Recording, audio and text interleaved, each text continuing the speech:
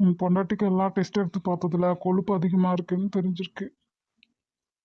ஏன் டாக்டர் இதுக்கு 5000 ஃபீஸு? அதை என்கிட்ட கேட்டிருந்தா நானே சொல்லியிருப்பேனே. சைக்ளோன்னா என்ன?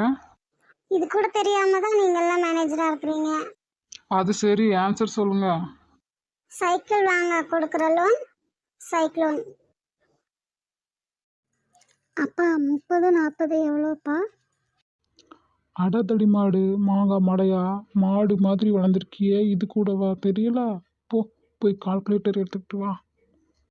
என்னோட பிறந்த நாளுக்கு சாக்லேட்டு கேக்கு ஐஸ்கிரீம் எல்லாம் வந்துச்சு. ஆனா என்னால தான் எதையுமே சாப்பிட முடியல. ஏன் உன்னால சாப்பிட முடியல?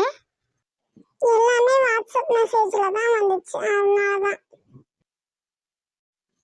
ஆஃபீஸ் ரூம் போயிட்டு வரதுக்குள்ள 98 மார்க் எடுத்த சுஜி அழுதுகிட்டு இருக்கா. நீ 12 மார்க் எடுத்துட்டு எப்படி மதம் சிரிச்சுக்கிட்டு இருக்க? எப்படி அந்த 12 மார்க் வந்துச்சுன்னு பார்த்துட்டு இருக்கேன் சார். காலையில ரசம் வச்சேன். மாமியார் தான் இன்னைக்கு வெள்ளிக்கிழமை சாம்பார் வைன்னு சொன்னாங்க. அப்புறம் என்னடி செஞ்ச? 4 கத்திரிக்காயை வெட்டி போட்டேன். சாம்பார் ரெடி ஆயிடுச்சு. பொண்ணு கிளி மாதிரி இருப்பான்னு தர்கர் சொன்னதை நம்பி கல்யாணம் பண்ணிக்கிட்டேன். என்னாச்சு?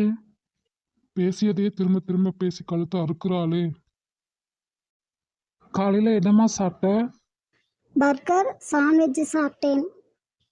இந்த பாருமா, இது வாட்ஸ்அப்போ இன்ஸ்டாகிராமோ இல்லை, இது ஹாஸ்பிட்டல். உண்மையை சொல்லு. சாரி சார், பழைய சோறும் கருவாட்டு குழம்பும் சார்.